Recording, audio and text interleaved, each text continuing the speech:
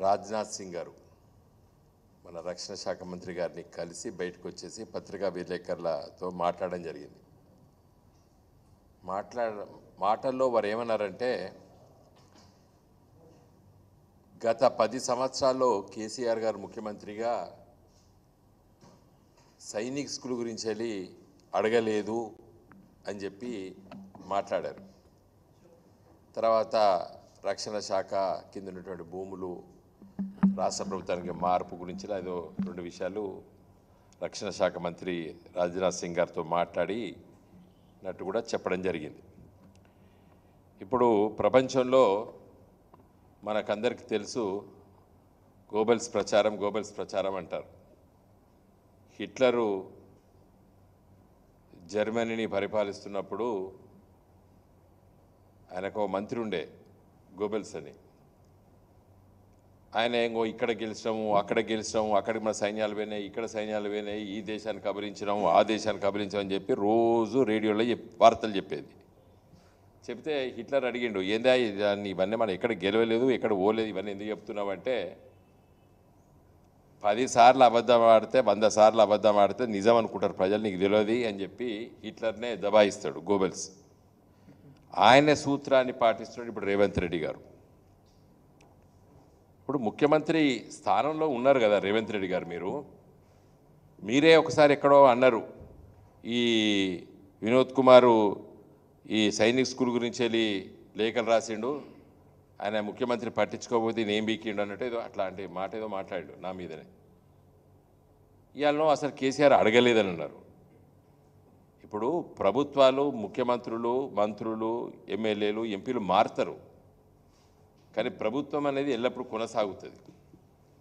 మీరు ముఖ్యమంత్రి కార్యాలయంలో ఉన్నాయి కదా కేసీఆర్ గారు రాసిన లేఖలు,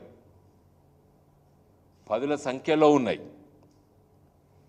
ఇలా సైనిక్ స్కూలు ఎందుకు రాలేదు అని క్షుణ్ణంగా మీరు దానిపైన శ్రద్ధ పెట్టి ఆలోచన చేయండి. నేను ఇదివరకు కూడా మాట్లాడినాను, మీరు ముఖ్యమంత్రి అయిన తర్వాత ఆ కామెంట్స్ మీద కూడా మాట్లాడి చెప్పినాను. మీ దృష్టికి తీసుకొస్తున్నారో తెలియదు మీ పిఆర్ఓలు. నేను చాలా స్పష్టంగా చెప్పిన అలాంటి ఎందుకంటే మా ప్రభుత్వం పోయి మీరు కొత్తగా అధికారంలోకి వచ్చారు, మీకు తెలవాలే, మీరు దాన్ని ఫాలోఅప్ చేయాలని చెప్పినాం, మంచి ఉద్దేశంతో చెప్పినాం మేము. ఇప్పుడు సైనిక్ స్కూలు సమైక్య ఆంధ్రప్రదేశ్లో కోర్కొండ స్కూల్ మొదటిది, తర్వాత పులివెందలో రాజశేఖర రెడ్డి గారిని అప్పుడు తెచ్చుకున్నాడు. కిరణ్ కుమార్ రెడ్డి గారు ముఖ్యమంత్రి ఉన్నప్పుడు ఆయన కాన్స్టిట్యూన్సీలో తెచ్చుకున్నాడు. ఉద్యమ కాలంలో ఇవన్నీ మేము మాట్లాడేది, ప్రతిరోజు మాట్లాడేది. 2014లో నేను ఎంపీ అయిన తర్వాత కడియం శ్రీయర్ గారు ఇప్పుడు మీ పార్టీలో జాయిన్ అయ్యాడు, మొన్న మా పార్టీలో గెలిచి మీ పార్టీలో జాయిన్ అయ్యారు. ఆయన వరంగల్ ఎంపీగా ఉండే.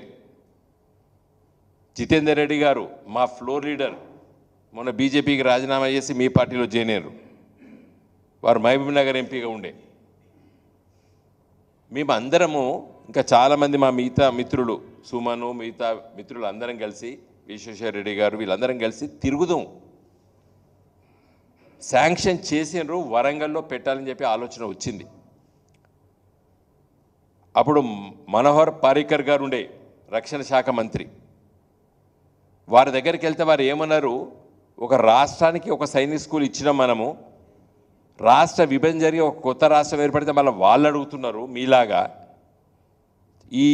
దీనిపైన ఒక ఆలోచన చేయాలని చెప్పి, ఒక పాలసీ తీసుకురావాలని చెప్పి వారు మరి క్యాబినెట్లో పెట్టి అది ఆర్థిక శాఖకు వెళ్తే ఒక కుర్రీ పడ్డది.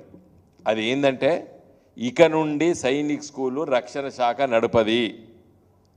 ఎవరైనా సైనిక్ స్కూలు కావాలంటే, ఏ రాష్ట్ర ప్రభుత్వం కావాలంటే భూమి ఇవ్వాలి, బిల్డింగ్లు కట్టాలి, రికరింగ్ ఎక్స్పెండిచర్ అంటే టీచర్లకి జీతాలు, భత్యాలు, చాక్ పీసులు ఇవన్నీ కూడా మీ రాష్ట్ర ప్రభుత్వం భరిస్తే మేము నడుపుతాము అనే ఒక ఆలోచనకు వచ్చి ఆ ఉత్తరం మనకు రాసింది. ఇదే సందర్భంలో వరంగల్కి శాంక్షన్ అయిందని చెప్పి కడియం శ్రీయర్ గారు అప్పుడు ఇంట్రెస్ట్ పెట్టారు. ఆ భూసేకరణ గురించి కూడా రాంపూర్ పక్కకు ఆలోచన చేసినాం. తర్వాత జితేందర్ రెడ్డి గారు ఎంపీ గారు, మహబూబ్ నగర్ ఎంపీ గారు, వారు పట్టుబట్టి కేసీఆర్ గారితో ఇంకొక లేఖ రాపించుకున్నారు మహబూబ్ నగర్ కోసం. అరే మొదటిదే వస్తలేదు, ఇది రెండోది వస్తుందా అని కూడా కేసీఆర్ గారు అన్నప్పుడు కూడా సంతకం పెట్టి రెండోది కూడా రాష్ట్రం జితేందర్ రెడ్డి గారు పట్టుబట్టిరు. మేము కలిసి తిరిగినాం. తర్వాత అరుణ్ జైట్లీ గారు రక్షణ శాఖ మంత్రి అయినరు. వారు అనారోగ్యంగా ఉండే, వారి దగ్గరికి పదుల సంఖ్యలో సార్లు తిరిగినాం. ఇప్పుడు రాష్ట్ర ప్రభుత్వము మీరు భూమి ఇచ్చి, బిల్డింగ్లు కట్టి, జీతభత్యాలు ఇచ్చి, రికరింగ్ ఎక్స్పెండిచర్ ఇచ్చి కొంత డిపాజిట్ చేస్తే మేము నడుపుతామని చెప్పి వాళ్ళ పాలసీ ఉంది.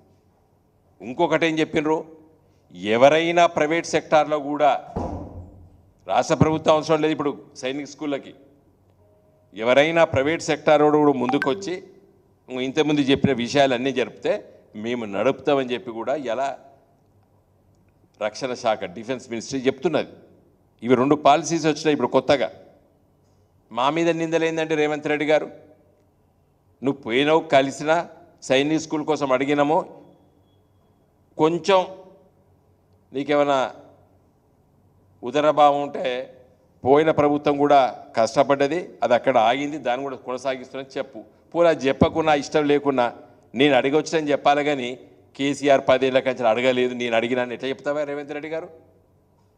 అంటే అబద్ధాలు చెప్పి చెప్పి చెప్పి చెప్పి ప్రజల్ని మభ్య పెడదాం అనుకుంటున్నారా?